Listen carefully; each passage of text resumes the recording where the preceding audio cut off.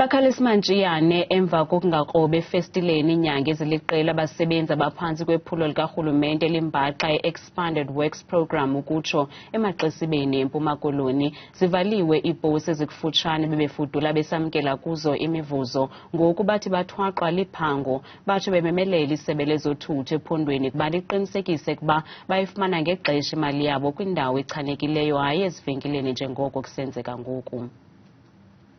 Kukhala ibhungane eposini apho bebefudula beyifumana khona imali yabo aba basebenzi rhoqo ukuphela kwenyanga.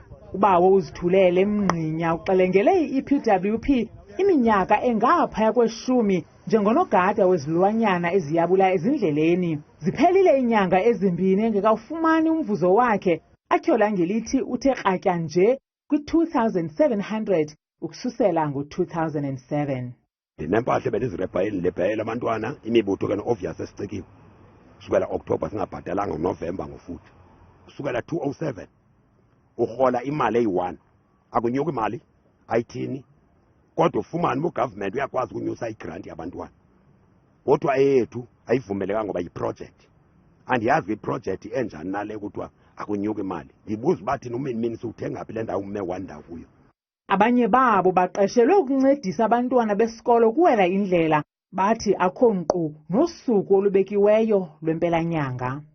Kufakwe into etshoyo uba sirhola ngeedate ezithile, mhlawumbi beyi-16 mhlawumbi beyi-19 njengoba efamba sirhola le nyanga nge-16 esiqondayo uba nakhona sirhola xa kusenje uthi xa ngaba uyofaka ilantuka yakho uyorhola esitolo kufike kuthiwe i-beneficiary not registered.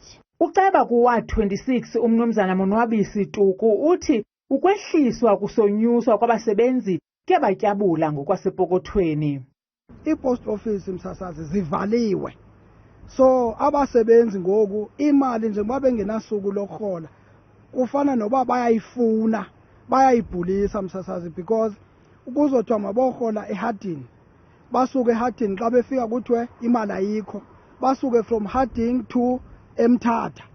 Isebe lezothutho livumile ukuba ebekho amagingxigingxi ze alungiswa, lithi ngomso kulindeleke ukuba barhole aba basebenzi.